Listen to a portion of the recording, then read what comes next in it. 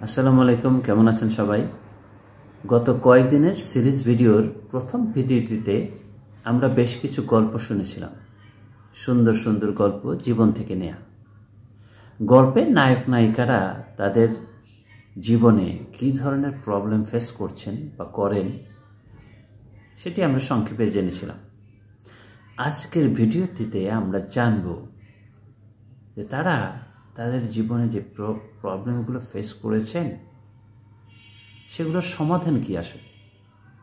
চলুন আমরা সংক্ষেপে সেদিকে আলোকপাত করি। আমার ভিডিওটি শেষ পর্যন্ত দেখার অনুরোধ রইল। আর আপনাদের যদি এই ভিডিওটি কাজে লাগে বা ভালো লাগে, লাইক করবেন, শেয়ার করবেন। ধন্যবাদ। প্রথম গল্পটিতে রফিক সাহেব একটি কোম্পানির মিড লেভেল ম্যানেজার হিসেবে কাজ করেন।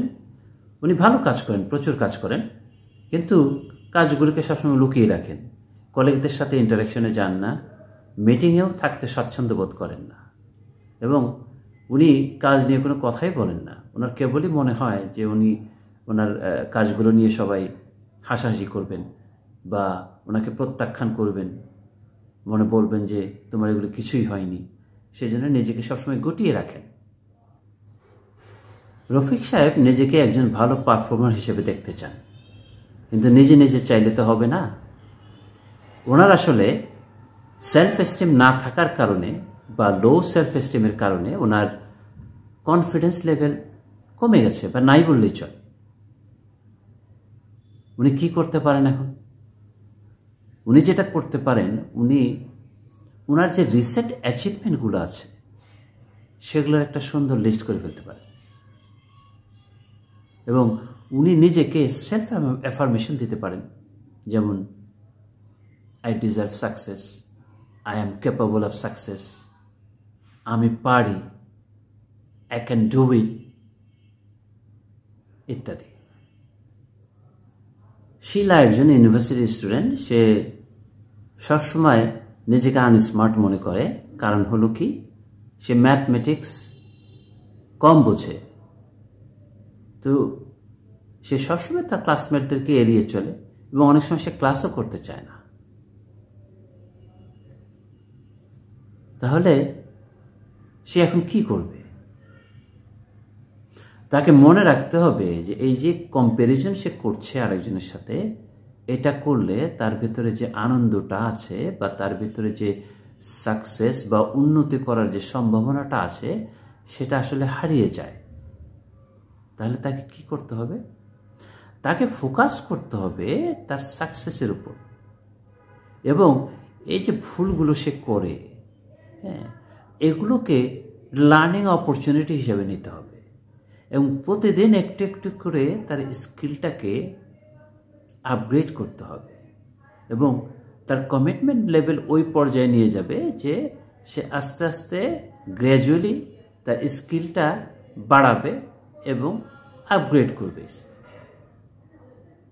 তাহলে সে আস্তে আস্তে তার এই সংকটটা কাটিয়ে উঠতে পারবে। নাদিয়া একজন গুণী মহিলা। উনি স্বপ্ন দেখেন এন্টারপ্রেনার হবেন, একজন ভালো উদ্যোক্তা হবেন, কিন্তু লো সেলফ এস্টিমের কারণে উনি কেবলই মনে করেন যে ওনাকে দিয়ে কিছু হবে না। এই জন্য কোনো অ্যাকশনও নেওয়া হয় না, এবং উনি সবসময় ওনার কমফোর্ট জোনের মধ্যেই থাকেন। ওনাকে যেটা করতে হবে, স্বপ্ন বাস্তবায়ন করতে হলে তো আসলে অ্যাকশন নিতে হবে, এবং ওনার যে বিগ গোল, এই যে একজন ভালো উদ্যোক্তা হওয়া, সেটাকে ছোট ছোট ছোট ছোট ভাগে ভেঙে নিতে হবে। উনি বৎসরে কি করবেন, মাসে কি করবেন, বা দৈনিক কি করবেন, এরকম ছোট ছোট অ্যাকশনে যখন ভাগ করে ফেলবেন এবং একটু একটু করে যখন অ্যাচিভ করবেন এবং সেটা সেলিব্রেট করবেন, তখন অটোমেটিক্যালি তার ভিতরে কনফিডেন্স চলে আসবে এবং তার সেলফ এস্টিম হাই হয়ে যাবে, এবং উনি আস্তে আস্তে যখন নিজের প্রোগ্রেসটা দেখবেন, উনি অবশ্যই নিজেকে একজন উদ্যোক্তা হিসেবে দাঁড় করাতে পারবেন। হাসান সাহেব নিজেকে কেবলই একজন ব্যর্থ মানুষ হিসাবে মনে করেন, কারণ তিনি তার বাচ্চাদেরকে আর সবার মতো বিলাসী জীবনযাপনের ব্যবস্থা করে দিতে পারছেন না। ওনার এমন মনে হওয়ার কারণ সেলফ এস্টিমের অভাব। উনি যেটা করতে পারেন, উনি ওনার পরিবারের দিকে নজর দিতে পারেন। উনি ওনার পরিবারের প্রতিটি সদস্যদের মধ্যে প্রেম, প্রীতি, ভালোবাসা আছে কিনা, বন্ধন কেমন, একজন আরেকজনকে পোষে কিনা, ফিল করে কিনা, তাদের ভিতরে আন্ডারস্ট্যান্ডিং কেমন, এবং তাদের ভিতরে সিম্প্যাথি, এমপ্যাথি আছে কিনা, একজন আরেকজনকে কেয়ার করে কিনা এবং সাহায্যের হাত বাড়িয়ে দেয় কিনা, এই যে ব্যাপারগুলো, এগুলোর উপর নজর দিতে পারেন এবং উনি খুব সুন্দর একটা আদর্শ পরিবার তৈরি করে ফেলতে পারেন। এবং তাতে কি হবে, ওনার যথেষ্ট আত্মবিশ্বাস তৈরি হবে এবং ওনার সেলফ এস্টিম অনেক বেড়ে যাবে।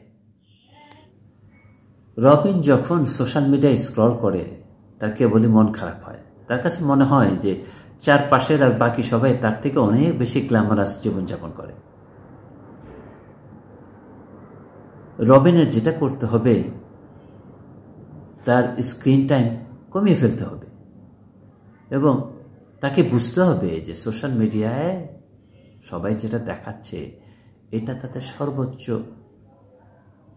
পোশাকই একটা জীবন, বা যখন কোনো একটা অনুষ্ঠান হচ্ছে সেইখানকার বাগাড়ম্বরপূর্ণ জীবনযাপনই সবাই সোশ্যাল মিডিয়ায় দিচ্ছে। এটা তার স্বাভাবিক জীবন না।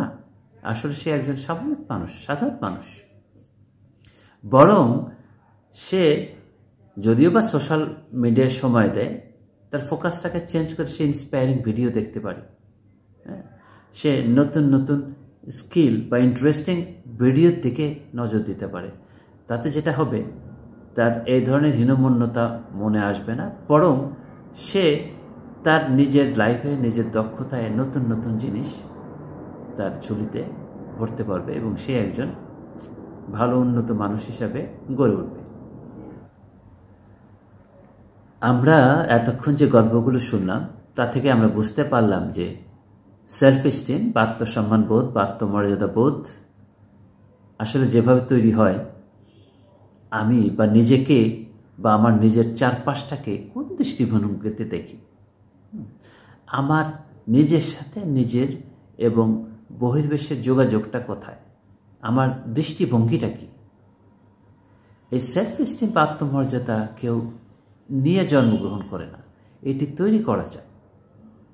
এবং যত আমি ইন্সপায়ারিং, পজিটিভ, নিউ লার্নিং, এবং আমি খুব ছোট ছোট জিনিস দিয়ে শুরু করতে পারি, আমি ফোকাস করতে পারি নিজের দক্ষতার দিকে, নিজের পোটেনশিয়াল, আমার ভিতরে কি কি সম্ভাবনা আছে সেগুলো কাজে লাগাতে পারি, নতুন নতুন স্কিল শিখতে পারি, নতুন নতুন লার্নিংয়ের ভিতর দিয়ে যখন যাব এবং একটু একটু করে যখন নিজের প্রোগ্রেস দেখতে পাবো, তখন কনফিডেন্স এমনিতেই বাড়তে থাকবে এবং নিজের সেই সাথে নিজের আত্মসম্মান বোধ এবং আত্মমর্যাদা বোধ বাড়তে থাকবে এবং নিজেকে গ্র্যাজুয়ালি অনন্য উচ্চতায় আমরা নিয়ে যেতে পারব।